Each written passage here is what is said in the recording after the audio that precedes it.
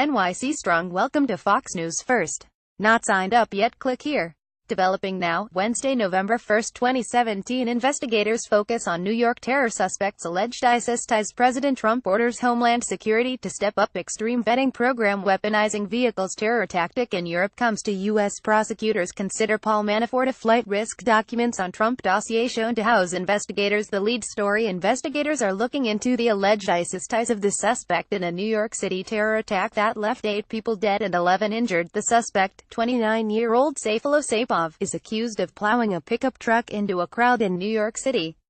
He is not a U.S. citizen and is originally from Uzbekistan.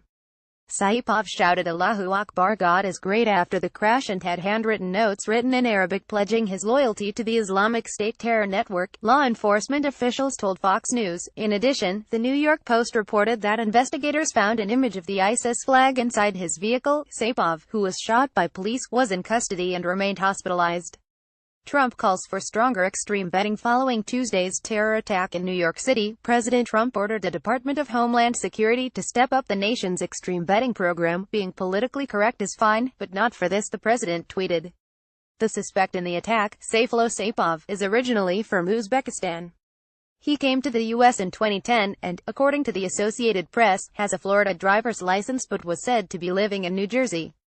He drove a car for Uber and the company told Fox News he had passed a background check. Terror in overdrive vehicle attacks like the one in New York City on Tuesday have been all too common in Europe. At least 9 vehicle terror attacks have struck Europe since April 2016, and ISIS has claimed responsibility for many of them. The New York attack had all the hallmarks of ISIS. Rep. Michael McCaul, chairman of the House Homeland Security Committee, told Special Report Manafort a flight risk. One day after pleading not guilty to a 12-count indictment, Paul Manafort was described as a major flight risk by prosecutors because of his wealth and foreign connections, according to unsealed court documents. Prosecutors say they believe Manafort, a former chairman of Donald Trump's 2016 presidential campaign, and his business associate Richard Gates were at risk of fleeing. Both were placed under house arrest. Manafort is known to have a significant amount of wealth. Between 2012 and 2016, he listed his assets to be between $19 million and $136 million, the New York Daily News reported.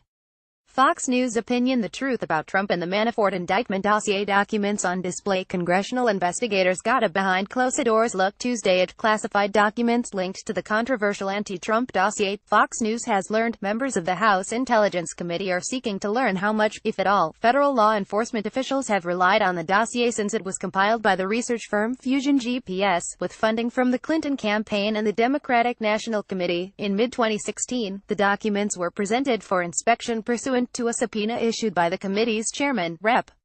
Devin Nunes. Introducing a new Fox News podcast. Fox News Radio today will launch a daily long-form podcast, the Fox News Rundown. Go beyond the headlines and get insights from top newsmakers, along with reporters and contributors from across all Fox News Channel platforms. All episodes can be found at www.foxnewsrundown.com. Want it sent straight to your mobile device? Subscribe through Apple Podcasts, Google Play, and Stitcher.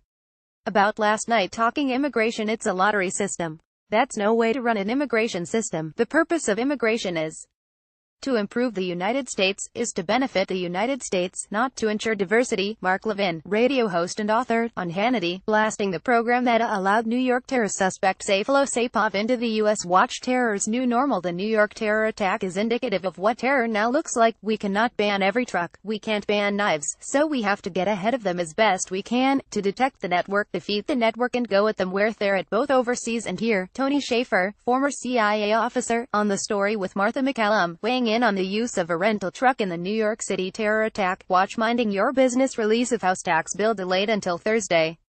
Obamacare open enrollment begins. What you need to know.